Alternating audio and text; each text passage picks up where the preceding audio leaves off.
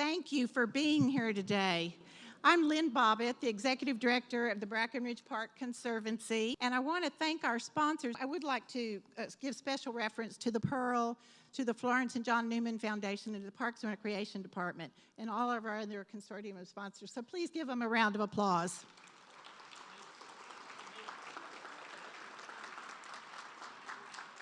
I have this opportunity today to thank everybody who has worked so hard to put this event on. It was only a year ago that we attended a conference that the Cultural Landscape Foundation was presenting in Houston with Mayor Ivy Taylor, and the partnership was born between the Conservancy and the Cultural Landscape Foundation.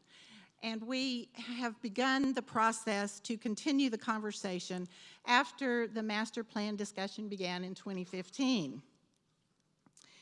The result of our partnership with the Cultural Landscape Foundation is to ultimately provide additional dialogue and discourse, thinking and listening about our park. We're not to leave here today with the plan, just to open our brains, our minds, and be here together as a group to think about our park. I am so pleased to stand before you today to announce, in the name of all those who came before me who have worked so hard during the years to protect Brackenridge Park, that yesterday City Council voted unanimously to adopt the master plan for Brackenridge Park.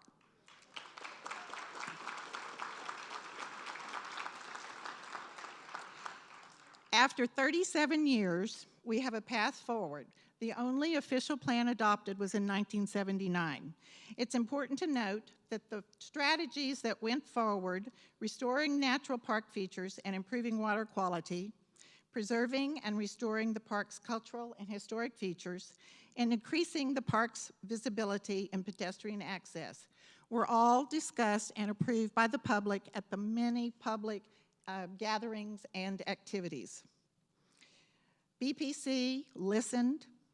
We understood what was said, the importance of diverse community participation in the development of any plan. Councilman Trevino,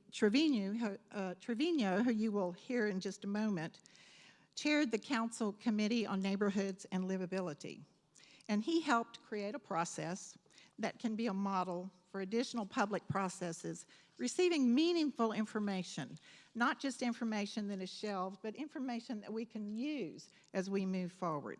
He even said it's exciting to see that really listening makes the community feel good, and I agree. Brackenridge Park is slated to receive $21.5 million in the 2017 bond program. This is historic for the park. I encourage you to vote on May 6th. I'd like to thank City Manager Cheryl Scully, Maria Villagomez, Assistant City Manager, Parks Department Director Xavier Uridia, his staff, Homer Garcia and Bill Pinnell. They have all worked so hard and they deserve applause.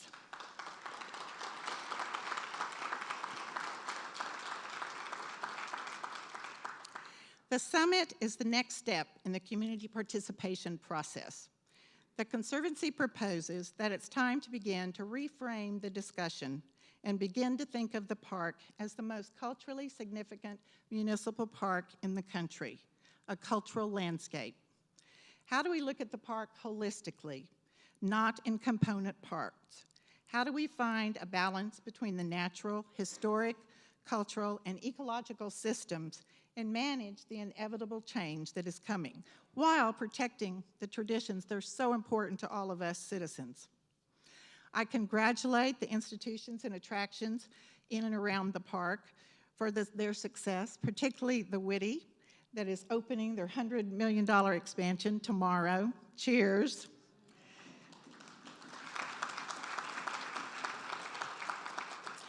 Now, we must address the deteriorating infrastructure and landscape of Brackenridge Park. Brackenridge Park proper. We must understand the interface between the stakeholder institutions and the open and non-fee-based area of about 115 acres out of a total 343. The summit, again, is an opportunity to think and listen. By way of history, The Brackenridge Park Conservancy was incorporated in 2008 to be an advocate and a steward for Brackenridge Park. The San Antonio Conservation Society, which has played an active role for more than 60 years, formed a Brackenridge Park Committee within the organization shortly after 2000. It's noteworthy to mention that 3 San Antonians not only helped shape the park, but Brackenridge Conservancy.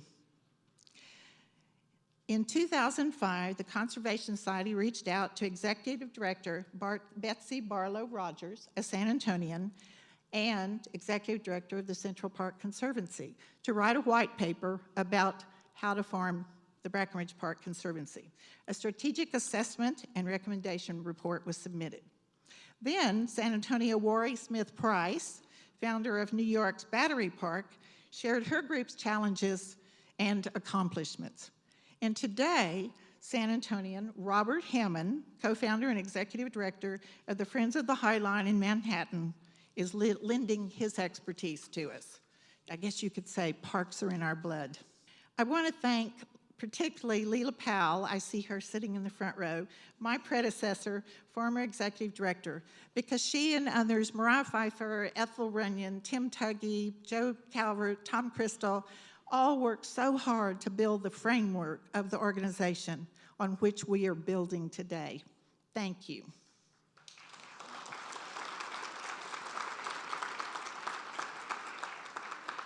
Many of you may not know, but Brackenridge Park was not designed by a landscape architect, not a master such as Frederick Law Olmsted, which Charles is going to tell you more about.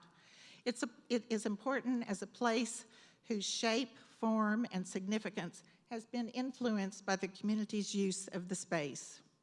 It has evolved over the past century, and the traditions of the people using it have formed the layers of memories on the land. This is why it means so much to all of us from throughout all districts of the city and the county. Noted landscape architect Olmsted did visit San Antonio in 1856, and he saw the land that is now the park, much of it that was part of the King's land grant to the city, and which did have human habitation back 11,000 years. And he marveled at the beauty of the San Antonio Springs at the headwaters over on Incarnate Word property and in what is near the park. George Brackenridge, who made the first bequest of 199 acres in 1899, loved nature and beauty. At the urging of his friend, city alderman, and one of the first regularly appointed parks commissioners, Ludwig Monkey, Joe Calvert's great-great-grandfather, he taught me it's monkey. We've all grown up saying manky, but we're wrong. Encouraged him to make this donation of land.